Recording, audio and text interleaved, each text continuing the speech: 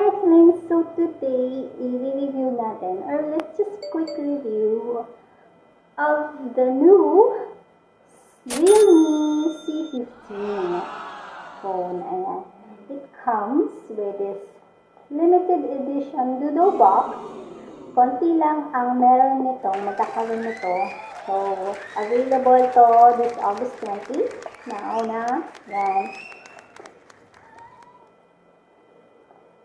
Konti lang ang magkakaroon yan. And if you want this, get it this August 20. So, I've been playing with this for the half day na since yesterday. And, napakita ko sa inyo yung mga footage ko sa videos and photos na taken with this one. But, so far right now, ayan.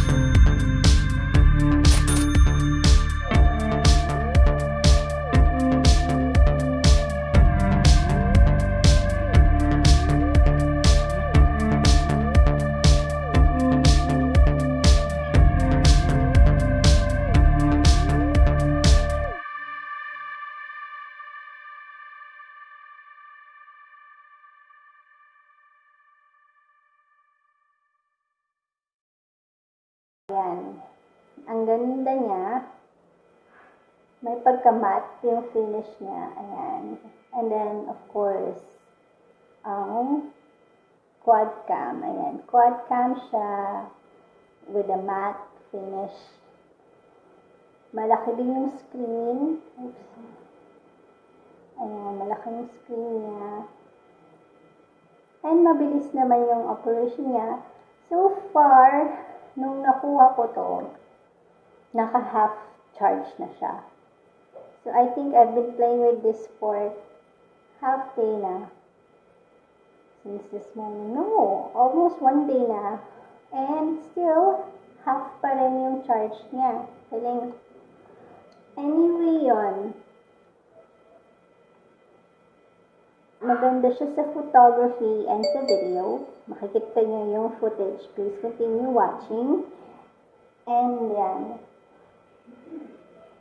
Dun sa mga mahilig mag-vlog, maganda siya kasi yung voice capture din niya malakas. And then dun sa mga mahilig mag-picture-picture, selfie, and all that, maganda rin yung quality ng photos niya. Good morning, Earthlings! So today I'm trying out the realme C15 phone. Ayan, ito siya, yung box. Gamit ko yung phone to record right now. I'm trying out the selfie video because yun ang mahilig kong gawin dahil sa pag-vlog ko. Anyway, yung C15 na comes in a limited edition na doodle box like this one. Doodle art box. Yan, ang ganda. So, ayan. Ang tinitesting ko ngayon is yung voice capture and video. So, eto ngayon, nakikita nyo, wala akong ilaw na I will put on a ring light Taran! Ayan, medyo maliwanag na ng konti. Maliwanag. Maganda yung capture in fairness. Ayan, ang mga plants ko. Okay, ngayon naman, ang tinitesting ko yung front cam niya. So, I'll just take you for a tour on my plants. Ayan. Ay, kita na to. This is dragon tail and may bago na ng sibol after the two just last week. And then my Swiss cheese. May bago na naman kakatubo and then ang daming sprout na coming out. Ayan. And then my siloyum. Ayan. May mga patubo-tubo. And then may peace lily. Ayan, may patubo na ulit na naman. Dalawa. Sana magbulaklak na to. I'm excited for the flowering. Ayan. And then may caladiums and red something. The jade plant and my pothos. Ayan. Ayan, ipapan ko lang kayo. Papunta doon sa bintana para makita nyo ang view sa labas. Ito yung view. So, natin. Banda doon ang Manila Bay.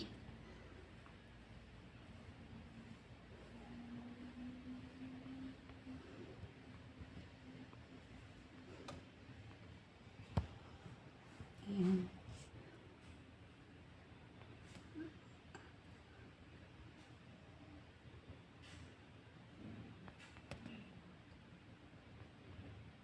View sa kabilang side sa may kwarto. Ayan. Kita nyo doon ang Mandaluyong Makati. Ayan.